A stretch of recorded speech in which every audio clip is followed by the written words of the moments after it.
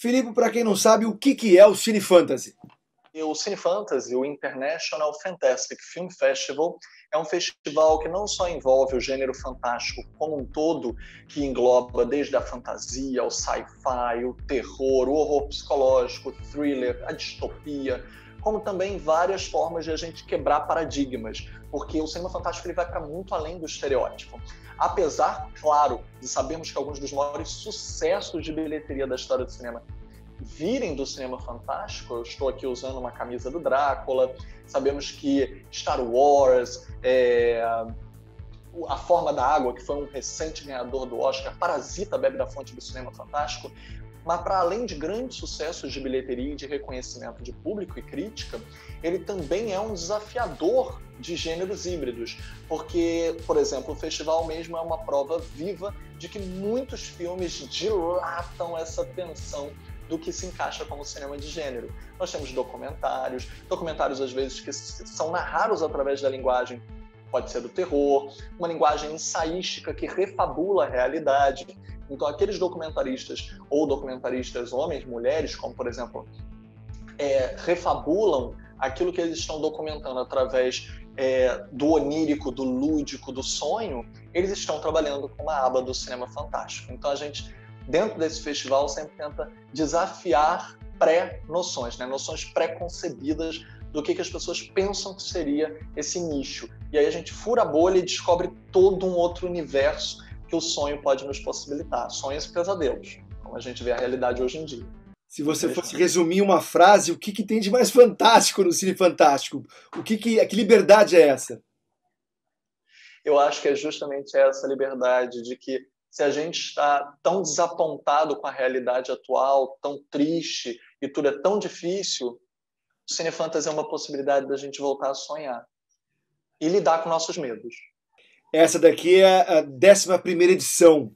O que tem de especial nessa edição? A 11ª edição, ela volta a ser online. A 10ª já havia sido online, mas ainda era híbrida.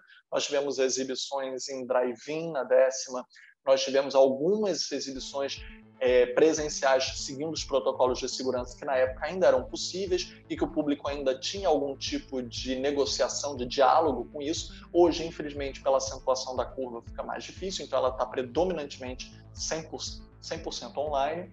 E, por causa disso, nós temos muitas especialidades que o online nos possibilita, janelas para o mundo. Tem convidadas internacionais, como a professora doutora Robin Coleman, que é uma convidada exclusivíssima, a primeira fala dela para o Brasil, que vai representar o seu livro Horror Noir, Horror Negro.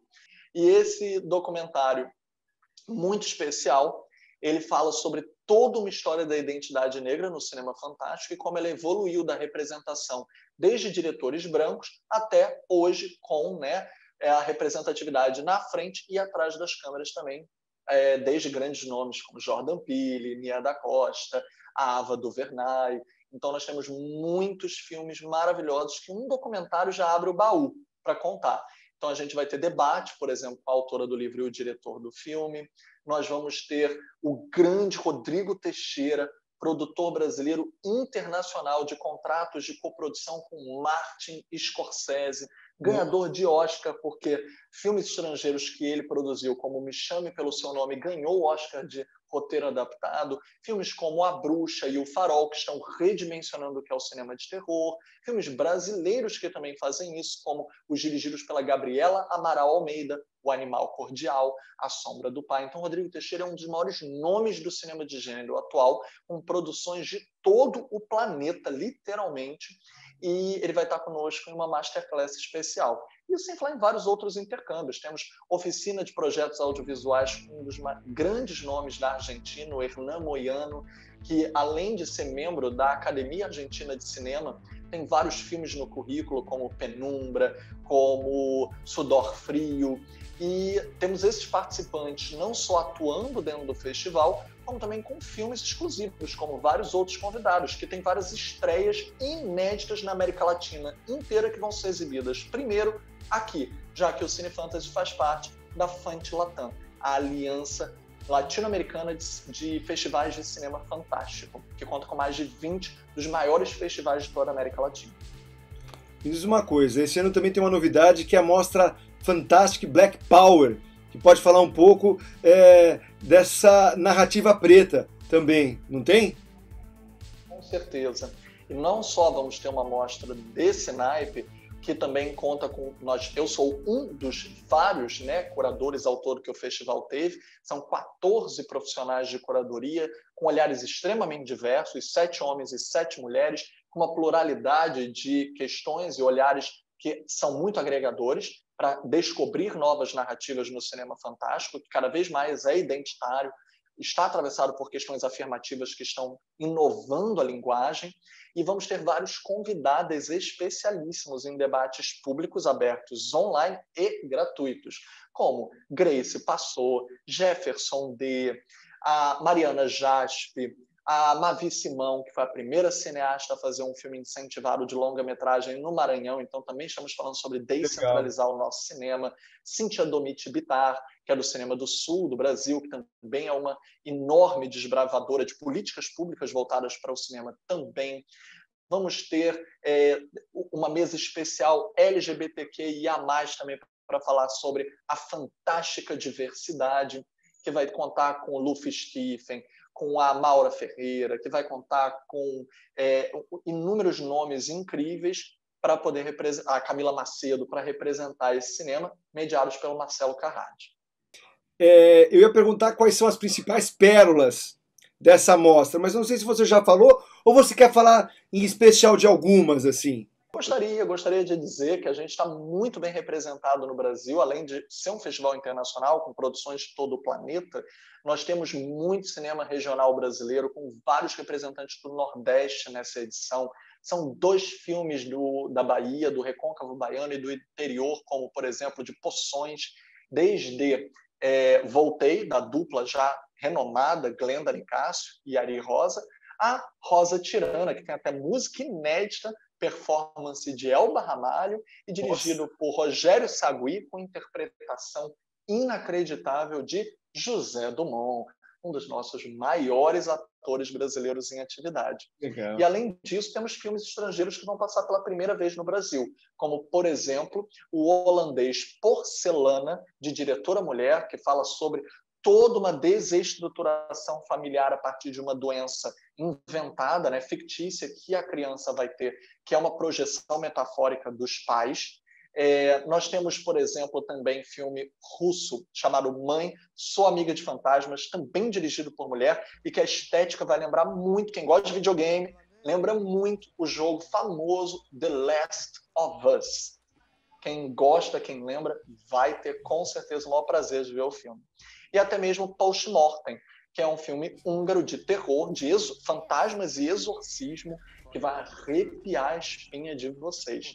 Então, assim, tem para tudo. E também filmes ensaísticos, experimentais, como Saio, que é uma coprodução entre o Canadá e o Japão sobre 2 irmãs gêmeas, em que uma faleceu e a outra vai ter que lidar com o luto. Esse, por exemplo, não é um filme de terror, não é um filme assustador. Muito pelo contrário, ele é um filme ensaístico que está experimentando com a linguagem do próprio cinema para contar como, por exemplo, a gente tem muita identificação com o tempo atual para poder tentar superar as perdas que estamos todos passando e que o cinema talvez seja essa catarse curativa que a gente estava precisando.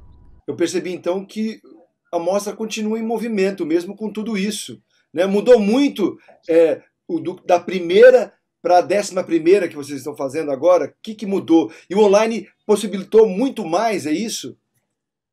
Muito. Desde a primeira, quando o festival, desde 2004, e aí ele executa, né, a primeira edição em 2006, mas ele já estava sendo concebido desde 2004 a partir de uma grande pesquisa sobre festivais de cinema de gênero, porque o Brasil ainda não tinha nenhum festival unicamente especializado no cinema fantástico. E quando ele inaugura, ele era apenas de curtas-metragens. Ele vai desenvolver longas posteriormente, mas desde os curtas já tinham produções muito inovadoras, como, por exemplo, descobrir filmes. O festival descobriu o curta-metragem Mamã, que viraria o longa-metragem homônimo, produzido por ninguém mais, ninguém menos do que o oscarizado Guillermo del Toro. O festival também trouxe, por exemplo, que é memória, preservação de acervo, nomes de clássicos, como o diretor de Holocausto Canibal, o Rúdio Deodato, que veio para cá fazer várias palestras presenciais em sessões comentadas.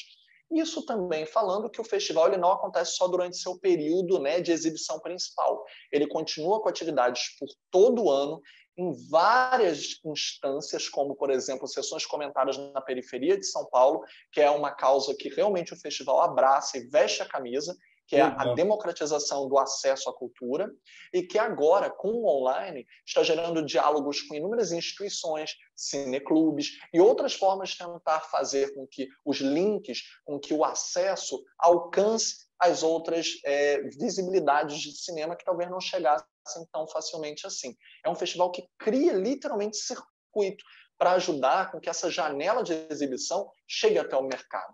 Muitas vezes ajuda com que filmes consigam distribuidoras ou mesmo consigam um filão de próprio consumidor, que é o cinéfilo, que alcance essas obras, e o festival acompanha a carreira dos cineastas, porque muitos foram revelados pelo festival desde seus primeiros filmes, e a gente vê até hoje a continuidade do que eles estão fazendo, com muitos incentivos que talvez esse recorte e reconhecimento possam estar fazendo um manifesto, uma declaração em dizer: esse cinema existe, esse cinema é vivo, está respirando, modificando novidades no meio e vai estar fazendo com que várias carreiras se prolonguem e a gente consiga ser testemunha e, tomara, agentes ativos da história. O festival acontece de 16 a 29 de abril, totalmente online na plataforma Petra Belas Artes à la carte, que vai ter sessões exclusivíssimas, não só dos filmes das 15 mostras em competição,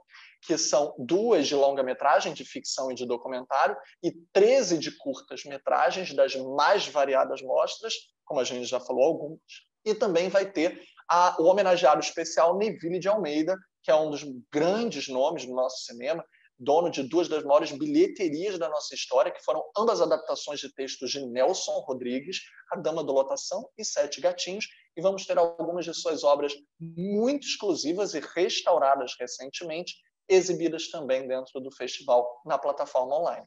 Mas a gente dá a dica também para seguir o YouTube do Cine Fantasy, porque vários dos debates vão se dar no YouTube, e aí vocês ficam sabendo dicas do que assistir dentro da plataforma.